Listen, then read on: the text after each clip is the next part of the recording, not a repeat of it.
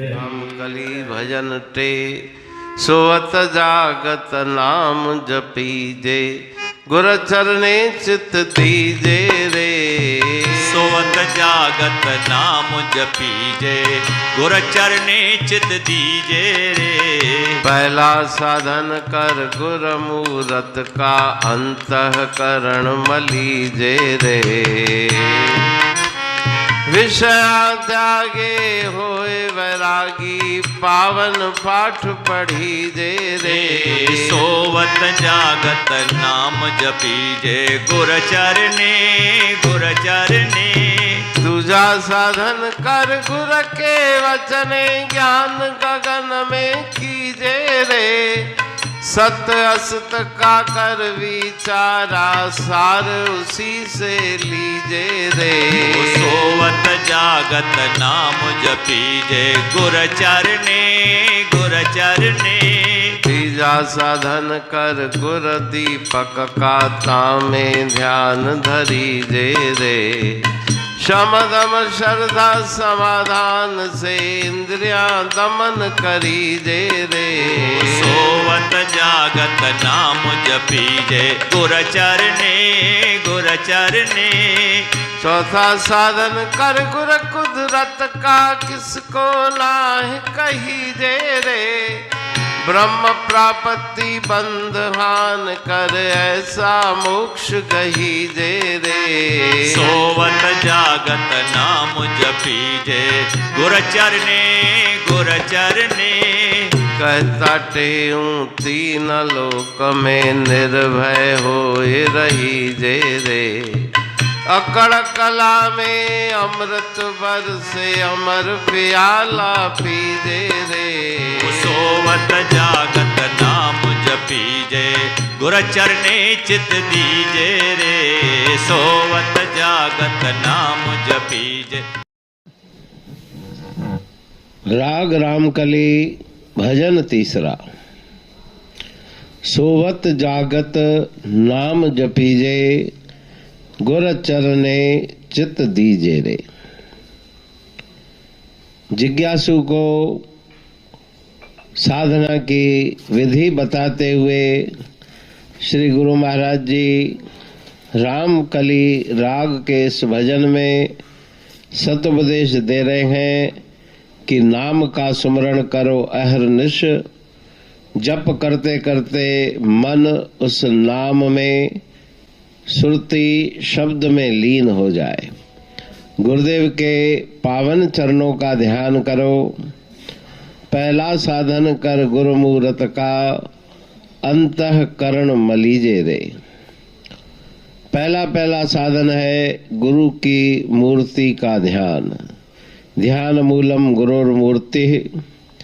गुरुदेव की मूर्ति में अपने मन को स्थिर करना।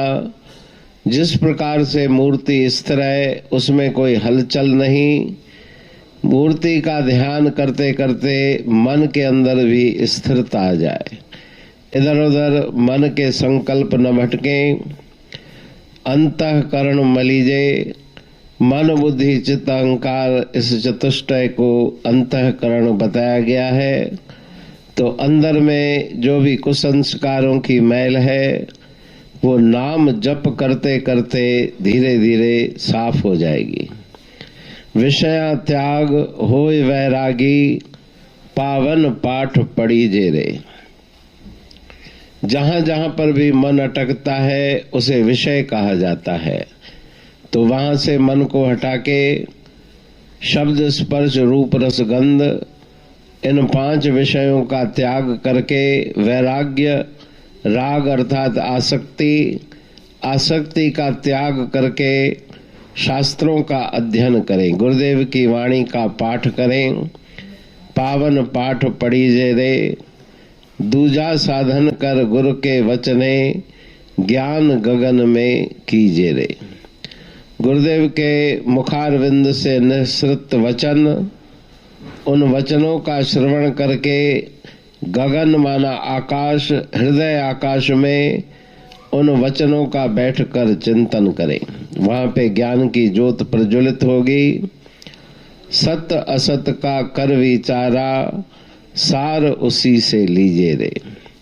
सत्य और असत्य दोनों बातों का मिश्रण संसार में है, और हंस वृत्ति को धारण करके जिस प्रकार से क्षीर नीर विवेक कहा गया है, नीर अलग क्षीर अलग, सत्य अलग और असत्य अलग, उन दोनों को विवेक शक्ति के द्वारा विचार के द्वारा अलग करके उसमें से जो सार है सत्य, उस सत्य सार को ग्रहण करके अपने हृदय में बसाए।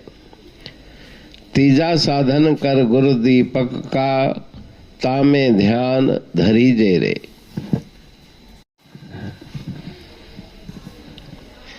तीसरा साधन गुरुदेव के ध्यान करते करते ज्योति का दर्शन हो, उस ज्योति में अपने मन का ध्यान लगाए।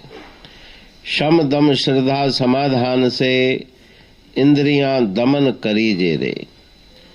षट संपत्ति जो चारों साधनों के अंतर्गत है, विवेक वैराग्य खट संपत्ति मुमुक्षा, उसमें शम दम उपरति तितिक्षा श्रद्धा और समाधान, ये 6 बातें आती है। शम का अर्थ है मन का नियंत्रण, मन पर नियंत्रण। दम का अर्थ है इंद्रियों पर नियंत्रण। उपरति मन की उपरामता। तितिक्षा का अर्थ है सहनशीलता। श्रद्धा गुरुदेव के पावन वचनों में, शास्त्रों के वचनों में पूर्ण श्रद्धा और विश्वास। समाधान अर्थात मन को एकाग्र करना। इतने साधनों के द्वारा अपने इंद्रियों को वश में रखो। चौथा साधन कर गुरु कुदरत का, किसको नाह कहीजे रे।